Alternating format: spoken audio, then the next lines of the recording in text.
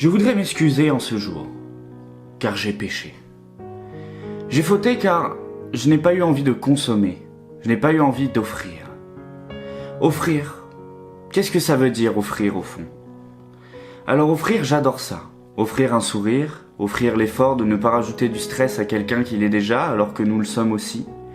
Offrir un conseil, une attention, une écoute, une vraie écoute, de celle qui accompagne un regard, un vrai regard. Celui qui voit au fond de toi, pas seulement tes yeux ou le masque que tu as décidé ou non de mettre aujourd'hui. Je n'ai pas eu envie d'offrir de cadeaux matériels. Non. Malheureusement, dans une société qui consomme plutôt que de faire circuler, partager et multiplier le gain, il le soustrait. Un Noël sans cadeau matériel n'est pas un bon Noël. J'ai fauté. Alors un cadeau, on appelle ça aussi un présent. C'est intéressant.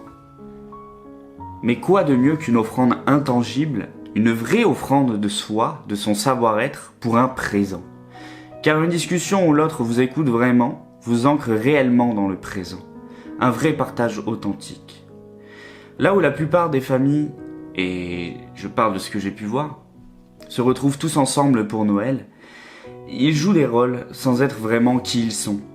Ils sont le frère, la sœur, le père, la mère, la grand-mère. Ils correspondent au rôle qui leur a été donné par le système familial au fil du temps. On parle de systémie familiale d'ailleurs. Alors, on se regarde sans se voir, on s'entend sans s'écouter, parfois en faisant croire qu'on s'entend bien, alors qu'il y a des tensions pour ne pas vouloir tendre l'ambiance.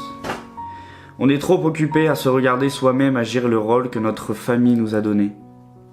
Alors pas de cadeau pour cette année, mais seulement cette réflexion. Et un maximum de présents à travers, j'espère, d'agréables moments. Ni dans les souvenirs douloureux du passé, ni dans la crainte du futur.